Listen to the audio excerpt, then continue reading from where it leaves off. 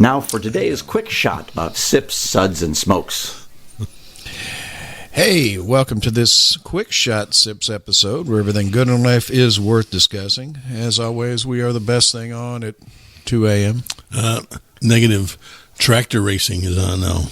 Negative. Negative Ghost Rider isn't a pattern? If you've seen these tractors now, you'd be like, whoa, I have to watch that. They don't even look like a tractor anymore. Not my thing. Not my thing. I don't know anything with engines. I actually knew a guy, a friend of my parents. His son was big into that many, many, many years ago. And I'm like, how hard can it be? And his mom drove it one time and she won. It's I think it's just whoever has the most money. Tractor racing? Yeah. I think Cool. if you got enough money to buy the biggest engine, you're going to win. So I could be wrong. I don't know. It's not my gig. So, well, this is Made Man Bob, and joining me today, our Made Man Brent. Pleasure to be here. And good old boy Justin. Good morning from the basement. And our sip segments are all about distilled spirits, tea, coffee, wine, and other things you can sip. And this is a whiskey episode. Now let me see. Whiskey? No, that'd be too warm and it'd get your blood up. What does he know he's talking about? So this is a whiskey episode, and here are the whiskeys we're going to be tasting. So we have from High and Wicked, the High and Wicked No. 4 Aeneas Coffey Single Grain Irish Whiskey. We have the High and Wicked Kentucky Straight Bourbon, the High and Wicked Kentucky Straight Bourbon Cask Strength, Hercules Mulligan Ire and Rye, and Dingle Samhain Single Malt Whiskey. So we're going to have Justin, against our better judgment, tell us about our sips ratings. All right. One sip. Give me a glass of water to wash out my mouth. Water. Say- Bring water. Bring water. I'm trying to figure out if that's supposed to be Clint Eastwood or Kathleen Turner. It's Clint Eastwood after a long nap. Oh, okay. Go back to sleep. Go back to sleep, Clint. 2 sips. Nice. But what else do you have? Well, isn't that nice? 3 sips. Interesting. What was this again? Hold on. Interesting. 4 sips. Let's keep this secret to ourselves. Pour me another. That's classified. 5 sips. Oh my. I was unaware anything could be this good. Oh my goodness! I don't think that was like cool Clint Eastwood, like, Dirty Harry. I think that was like Clint Eastwood and like Bronco Billy. Yeah, definitely. I need to make a house payment. Let's do a movie kind of thing. The mule? It's definitely not. Yeah, definitely not the one with the orangutan, because those were funny as hell. Right. Yeah, it's definitely. Clyde is not here, so. The monkey brought all kinds of, or the orangutan brought all kinds of energy to that movie that it wouldn't have had otherwise. Well, honestly, find me a guy that doesn't like seeing monkeys. Come on. Right. Of course, as he used to say, he's not a monkey, he's an ape. Oh, that's true. Yeah, but still, find me a guy that doesn't like apes. Come on. Exactly. Well, let's have Brent tell us about our first whiskey, and let's get going on this. Yeah, thanks, Bob. The first one is High and Wicked was launched to present very fine whiskeys to the American market. Our core expressions are Kentucky Straight Bourbon and Kentucky Straight Rye. Both are exceptional. Gifted people are involved. We do not rush some to market, and our youngest whiskey is 5 years old. Our oldest is 20. We honor the time it takes. Occasionally we find treasures out there. When we do, we bottle them as singular limited releases. I think of these as angels, burnishing the High and Wicked halo. We have released some special Irish whiskeys and some unique Tennessee bourbons in double wood finishes. Single malt Scotch will join our family soon. There's a lot of energy here, emblematic of the bucking horse from which we draw our name. So our first one here is High and Wicked No. 4, Aeneas Coffey Single Grain Irish Whiskey. It's 50% ABV, 100 proof, non-age stated, non-chilled filtered.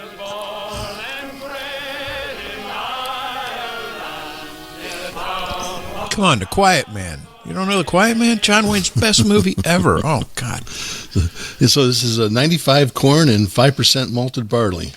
So distilled in County Cork, Ireland, this expression is named after the famed Irishman, inventor of the continuous column still, Aeneas Coffey. He patented his design for the continuous column still in 1830, revolutionized the distilling industry, and helped to bring forward the market for blended Scotch whiskey. This expression is double cask matured, aged first in ex-bourbon barrels, then finished for 6 months in Tinta Negra Madeira casks. So the color on this is a light straw color. On the nose, first thing on the nose, you get butter. This buttered toast comes through right away, and then I getting some other things. I get a little bit of cinnamon, a little bit of tea to it as well. On the palate, it's just what it reminds me of on the palate is like tasting like a hard caramel, one of those hard caramels that is covered in cinnamon. Mm. That's the best way I can describe it for what it is. But it's nice. It's all very front forward on your palate. I enjoyed it. It's got a nice little finish to it. It's enjoyable. Justin? So this is definitely brunch whiskey. You got buttered toast on the nose, on the palate. It must be the power of suggestion, but I taste coffee on the palate along with apricots, creme brulee, or maybe I just want coffee, and Himalayan sea salt. And the finish is just, it's pleasant, kind of fades off fast. It is creamy, though. You get that creaminess to it. Oh, yeah. Yeah. Yeah. So, yeah, my next brunch, I'm definitely breaking this out. Well, I was excited when we got it because I'm a big fan of Scottish grain whiskeys. I think it's a category that, a lot of whiskey people overlook. When you can get some of these amazing single grain whiskeys, of advanced age at a very reasonable price. I don't know what the age statement on this. It's not age stated, but this is the first Irish single malt or single grain whiskey I've ever had. So I was kind of excited to try it, and it honestly, it did not disappoint. I hate to sound like a broken record, but it's just hot buttered toast. There's a little bit of baking spice in the tip of the nose. There's a lovely floral feel to it. And on the palate, the thing that jumped out at me at first on the palate is the creaminess. It's got a really nice mouthfeel. It's got a nice coat. It gets the top and the sides and the back of the mouth. That salted caramel definitely comes forward. There's a little bit of butterscotch, and I'm like you. I get sort of that dry cinnamon powder. It's not like really strong cinnamon, but it's like, if you get some baked goods and they have some cinnamon sprinkled on the top, and you get that in your mouth, and you get sort of that little bit of astringency and that little bit of dryness to it. But just a really pretty whiskey. Yeah. It's impressive. It's enjoyable. Mm-hmm. And again, this is the first Scottish single grain I've ever had, so I don't recall ever seeing them, anything available. It's not like you see a lot of Scottish grain whiskeys. How often do you see those on the shelf? So, kudos to them for, taking it and taking the plunge and doing it. So kind of exciting, and it, again, did not disappoint. I thought it was lovely. So we're going to be rating we're going to be giving the High and Wicked number 4 Aeneas Coffey single grain Irish whiskey a well-deserved 4 sips. That's classified. So that's going to take us to our next one. Let's have Justin tell us about that one. So we're going to talk about High and Wicked Kentucky Straight Bourbon. It's 52% alcohol by volume or 104 proof. It's 5 years old. Mash bill's 51% corn, 39% rye, and 10% malted barley. The whiskey is made from a sweet mash and is distilled in a 36-inch diameter Vendome copper still and doubler, aged for a minimum of 5 years, in seasoned medium toast new number 4 char American white oak barrels, coming from the Independent Stave Company in Missouri. Distilled, aged, and blended entirely in Kentucky.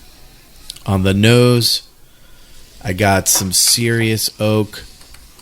I got tobacco. I got some dark berries, some pepper.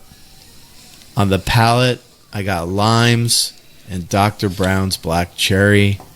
And it had a oaky finish. They're pretty well constructed bourbon. What did you think, Brent? Yeah, the first thing is, this is a 5-year sweet mash. So when you hear that right off the bat, the sweet mash is a whole different process, and a lot of these places are coming out with them now. It seems to be coming back again, and so I was excited when I read that right off the bat. But yeah, on the nose, it narrows it down too. What's it great? Because you're going, I have an idea who this is. It's one or the other. Yeah, right. Yeah. Yes, exactly. So, yeah, but leather, that on the nose, you get that leather and that tobacco on the nose, and some little bit of a butterscotch, and I got some cherries on there. On the palate, I got some stewed plums. I got the palate was like a soft, light cherry. It's you're not that tart cherry that you get. It's just like a soft, light cherry, and a little bit of baking spice. It was nice, a nice creamy mouthfeel. I like this one. This is one that could be an everyday drinker for sure. Mm-hmm. Bob? Let me take a hair. Kind of reminded me of cherry pie a little bit. Yeah. Well, it's but not a tart cherry. no, like a sweet it's cherry. Right. McDonald's made a cherry pie would be like that. It's once they stop frying their pies. a guy I knew when I was a little kid. Growing up, he smoked a pipe. He always had the bag of pipe tobacco with him, and he would get the pipe tobacco, and they make like a cherry pipe tobacco. Oh yeah, yeah. And that's what I'm getting on this.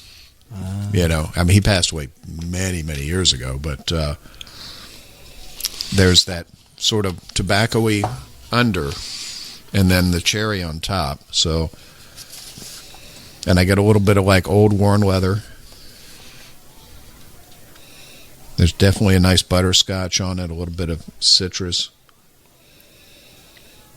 and a little bit of cocoa as well. Let's see on the palate, though. On the palate, another one with a nice creamy coating mouthfeel to it. Still getting those cherries, dark stewed fruit, a little bit of citrus on it. Decent medium finish. A solid, for a 5-year whiskey, solid whiskey. I'm with you. That's a good daily drinker right there. I think that one. I think that one would take a nice place up on the shelf. Definitely. Yeah, one to look for sure. Yeah, well, you can take that one home with you if you want. Oh, nice. I'll be happy to. Thank you for the samples. Yeah, exactly. So the High and Wicked Kentucky Straight Bourbon, 52% ABV, 5 years old. We're going to be rating that a well-deserved 3 sips. Interesting. Yeah, solid, good Kentucky Straight 5-year whiskey. We drink a lot of 5-year-old whiskey on this show that is not nearly as good. So that one's solid. Which of the two do you think it is? Yeah, I think I have my you thinking west? Or you thinking east? You thinking Louisville? You thinking east? I'm thinking east. I'm thinking, but yeah, I could be wrong. Sweet mash, nice. If you haven't had a sweet mash yet, you really need to get one. You really need to try one. Those taste a year or two older than they are. I always, especially with the ryes, with the sweet mash, it always tastes a little more mature. It always seems to be a little bit ahead of the curve. It seems to even out once it gets 5-6 years for me. I don't notice much of a difference after that, but when it's 3 years old, it definitely tastes older than 3. That's the one thing. Well, me and Brent got to try some one time before it got released, and that's how it was. We'll be back. Look to the left, to the right. Keep your eyes on the road, my darling. Wondering if we're only passing through. Open roads and open windows. My hand is yours forever, sweet love. Our eyes ahead on these back roads with a view.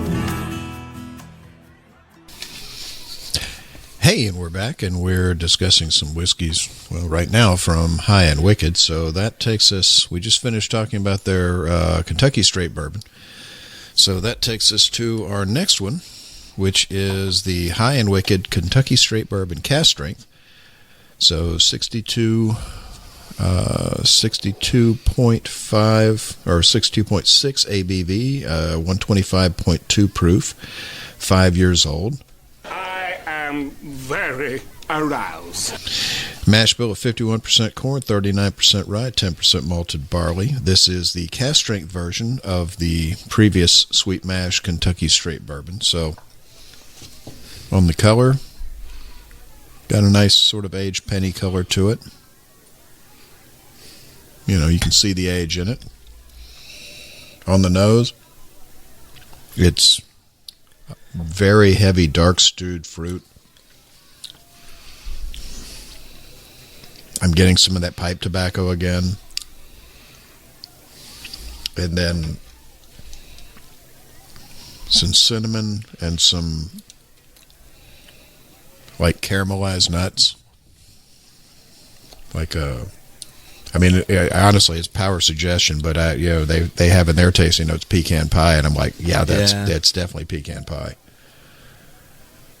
But let's take a taste and see what she tastes like. Well, on the palate, sweet, honey, again, the caramelized nuts, a little bit of like a toasted cinnamon bun. It's got a fruity finish, kind of sweet and kind of fruity on the back end. Yeah, this is a winner. This one's definitely a winner. What do you think, Brent? Yeah, this one is a winner. This one is, we take our last expression and we bump it up a notch here, the cask strength, and let you put as much or little water or ice in it as you want then, when they do it like this. But yeah, they get that tobacco, you got tobacco, cinnamon, pepper. But the one thing about that, you had all those tasting notes. But for me, everything was very front forward to it.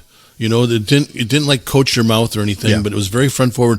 All pleasant tasting notes. Everything was very nice with it, but just you can't expect this one to be, lingering and I get mid palate to front, back palate not so much. Right, exactly. So it's kind of not there when you're.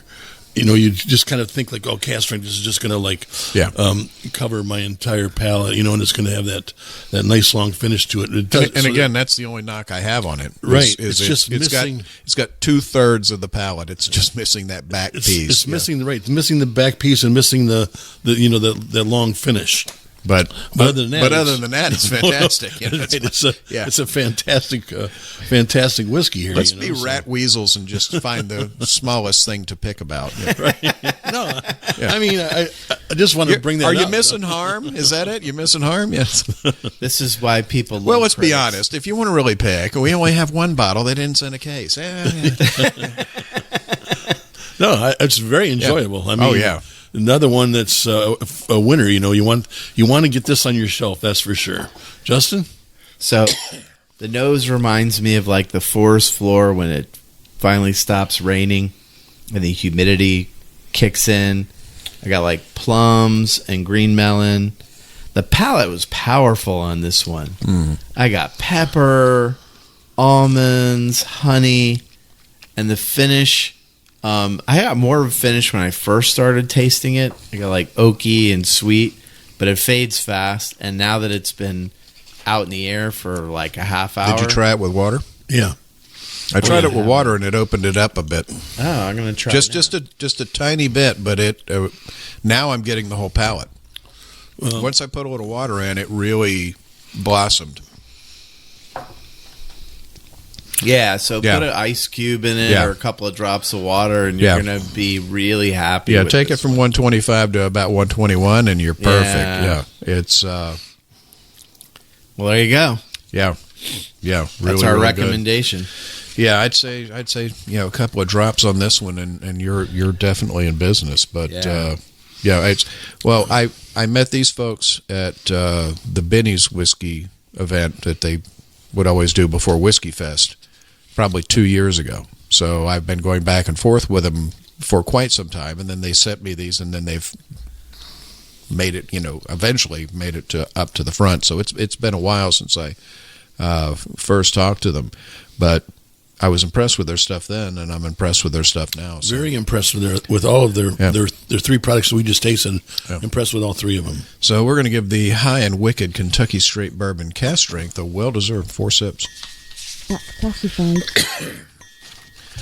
So we're going to have Brent tell us about our next one. The next one is Hercules Mulligan Air and Rye. 43% ABV, 86 proof. I just like that Air and Rye. Sounds like a pirate. I know. You're still stuck on our pirate episode. I know with Harm with his eye patch. I know that. Yeah. But so this is Hercules Mulligan is a line of ready-to-drink cocktails. So their Iron Rye is an Irish-American Manhattan made of a blend of 3 rye whiskeys, 2 Irish whiskeys, cherry bitters, and cherry juice. So I'm thinking, wow, this is going to be something. And I get the color on it is got that. It's an amber color. It's a reddish amber color that you got on it. On the nose, you get cherry and vanilla. On the palate, I just get that sweet, smooth cherry, and then it's just gone. It's like it's one of these things. It's good but forgettable. I think what you need is to. This is supposed to be ready to drink, and I can see how some people would maybe enjoy it directly over ice, but I would add something else to it to really get the best flavor out of it. Like a little splash of citrus. Yeah, in it. just. I'm with you. I think I know it's supposed to be a ready cocktail out of a bottle, and honestly, it's 86 proof. So God bless them. Usually, RTD cocktails are about 20 proof. Yeah. So that's great. I'm not a big cocktail guy, so I'm just trying to figure out what. I think this would make an amazing cocktail. I'm just not literate enough in the cocktail world. I mean, there's nothing wrong with it. Yeah. I mean, no. It's just smooth and short, and it's just. I think I'm just so confused by it. I'm trying to figure out what to do with it. I think if we had a little water to it, and it fixed it. Try it, because that's what we have on the table. There's a bunch of different whiskeys and water. So I'm like, I'm gonna put some water in it. So if I He's had right. This, as soon as you put some water in it, the cherry really pops. Yeah, so if you put it over ice, it'd be the same thing. Right. And then you're good. Yeah. But just don't drink it like straight. The cherry pops once you put some water in it. Yeah. It's just kind of. That's all it needed. They probably were like, oh, if they put this over ice, it's going to be perfect. So that's what I would recommend. Yeah, I'm with you. I think this over ice with a splash of lemon peel or orange peel and a little citrus juice in it. Like I think burnt orange peel. Let it melt a little bit. I think that might be the thing we're looking at. I mean, we're drinking it straight, in a Glencairn, so it's kind of hard to wrap your head around. But Yeah, I mean, I think this would sneak up on you if you were drinking them all night. Yeah. At 86 proof, if you're not. Oh yeah. Well, that's the thing I give them. I applaud them is they're putting it out at full proof. Right, because this is not taste. Yeah. Like an 86 proof. Yeah. This is not anything close to what you think of. It's got none of that bite from a whiskey that you think you're going to get usually. I think we're gonna hold on to this one and play with this one because I think we're gonna figure it out. I mean, for right now, I'm not exactly sure what to do with it, but I think we're going to figure this one out. So if you see it and you're somebody who really kind of enjoys a cocktail, absolutely grab one and figure it, figure it out, play with it. And if you come up with something awesome with it, let us know, because we definitely want to try it. So go on our Facebook site and just make comments. Well, for right now, we're going to give the Hercules Mulligan Iron Rye 2 sips. Well, isn't that nice? So that's going to take us to our last whiskey, and we're going to have Justin tell us about that one. So we're going to talk about Dingle Samhain Single Malt Whiskey. It's 50.5% alcohol by volume, or 101 proof. The Samhain Single Malt Whiskey is the first expression to come from Dingle's new Wheel of the Year series. The Celtic Wheel of the Year is divided into 8 periods following the rhythm of the seasons, equinoxes, and solstices. Samhain is one of the 4 main seasonal fire festivals, named after the belief in cleansing powers of fire. Fire. Traditionally, after sunset, Samhain commenced with... We'll never outgrow it. No. Towering bonfires set ablaze in pairs, and livestock were driven between them, believing that the smoke possessed cleansing powers.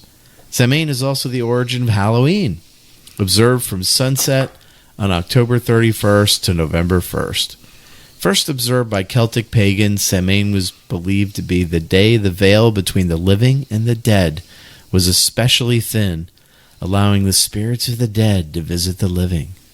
During this time, costumes and masks were worn to ward off harmful spirits, and these traditions have survived as Halloween customs to this day. Samhain single malt whiskey is matured in first fill bourbon casks before a long 2-year finish in first muscatel casks. So the color was a light yellow. I kind of got a sweet and floral nose on it. I'm going to taste it again. So I'm getting like allspice, raisins, soy on the finish. It was all center palate, and it was unremarkable. But all in all, it's pretty cool. What did you think, Brent? Yeah, so on the nose, I got like a dandelion rose petal bouquet on the nose, which was quite different, but it's and then you get a little bit of a cherry after, a little bit of cherry on it after that. On the palate, you get the little pepperiness on there. Raisins, I got raisins and like a dried raspberry. Like if you were eating a dried raspberry, that's what it would taste like. And very enjoyable, very pleasant. I'm not the single malt guy usually, but I can sit down and drink this for an evening without a problem. Well, again, it's this is an Irish leaning show, because we have a High and Wicked who sources a lot of stuff from Ireland, and we've got the Hercules Mulligan, we've got the Dingle. So I know it's not in your wheelhouse, but I thought this one was really well made. It's when you taste it, it's a solid Irish single malt, but the cask finish really shines through, and I think they did a good job with the muscatel cask finish, because you pick up that raisiny. Yeah, you get that raisin, but it's not overpowering. No, not at all. Not at all. It's not one note. It's not a one-note whiskey. And so many people, like we talk about on the show all the time, if our regular listeners will get it, it's you're not trying to paint over it, you're trying to fill the holes in the Swiss cheese. And so many people overdo the cask finishes, and this one I think was really pretty. I think it was really well done. On the nose, I got a lot of citrus and flowers. The malt really shines through, a nice clean malt on the nose. Really nice on the front palate. Marzipan, you definitely get the raisininess on it from the muscatel wine. The finish on it is fairly sweet, I thought. And with just a touch of water, I thought it opened it up really well. Could you use a little water? water in your whiskey? When I drink whiskey, I drink whiskey. And when I drink water, I drink water. So that's what McLean thinks. So, well, we're going to be rating the Dingle Samhain single malt whiskey, a well-deserved 3 sips. So that's all the time we have for today. I want to thank our co-host for joining us. Thank you, Brent. Thanks. It's a pleasure having these drinks today. Yes, this is It was pretty a nice good little lineup. Yeah. And thank you, Justin. A pleasure to be in the basement today. Well, for Sips, Suds, and Smokes, this is Made Man Bob. We thank you for joining us. Remember, life is too short to drink bad whiskey. This has been a One Tan Hand production of Sips, Suds, and Smokes, a program devoted to the appreciation of some of the finer slices of life. From the Dude in the Basement Studios, your hosts, the Good Old Boys, will see y'all next time.